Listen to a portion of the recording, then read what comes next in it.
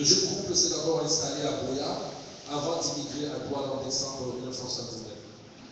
Et c'est le 22 janvier 1982 qu'elle prendra officiellement le service comme prophétesse de Dieu sur notre planète. Il faut le dire, l'œuvre de la prophétesse Marie Lumière, dès son entame, sera marquée par la réalisation de nombreux miracles et prodiges dans le domaine de la santé physique et spirituelle. Elle a également fortement marqué par ses enseignements qui étaient toujours en adaptation, en adéquation avec la volonté de Dieu et ses prophéties. Et c'est une guerrière du Seigneur. C'est une digne représentante de la Sainte Vierge Marie.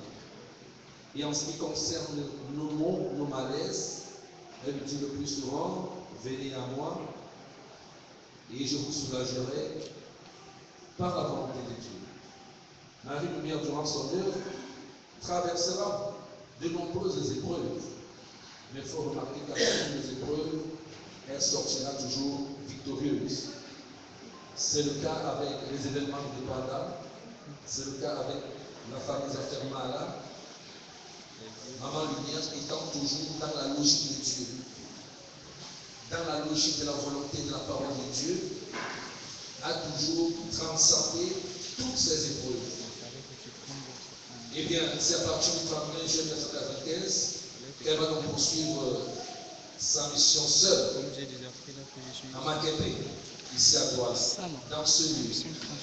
Et une décennie plus tard, c'est-à-dire 10 ans après, suite au rappel à Dieu du prophète Persopho, elle sera appelée à conduire la barque du bureau Lumière seule.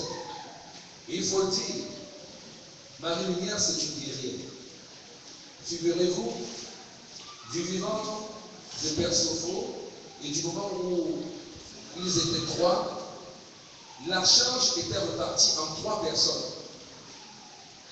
Mais aujourd'hui, cette charge qui était portée par 3 personnes est portée par une seule personne.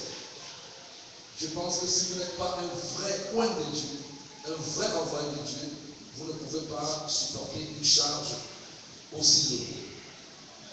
Il faut le dire, sa simplicité, son humilité compatissante l'a toujours permis de braver les anicroches. Eh bien, Maman Lumière a toujours affirmé qu'il existait un lien entre la santé physique et la santé sociale. C'est la raison pour laquelle elle s'est toujours beaucoup engagée de façon indéfectible pour l'éducation et la formation de la jeunesse, ce qui se traduit au niveau du bureau Lumière par des cours gratuits aux enfants. Elle a versé également dans l'apprentissage des métiers aux désœuvrés, aux chômeurs. Elle a initié l'auto-emploi. Vous savez que nous vivons dans notre pays dans un environnement économiquement conjoncturel. Et Maman Lumière pense que l'auto-emploi peut permettre facilement à un Camerounais, à un compatriote, de s'auto-déterminer, de s'auto-affirmer.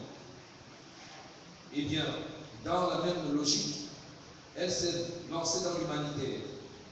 Cela se traduit par la création de nombreux forages à Douala, ici même, à quelques mètres, à Balem.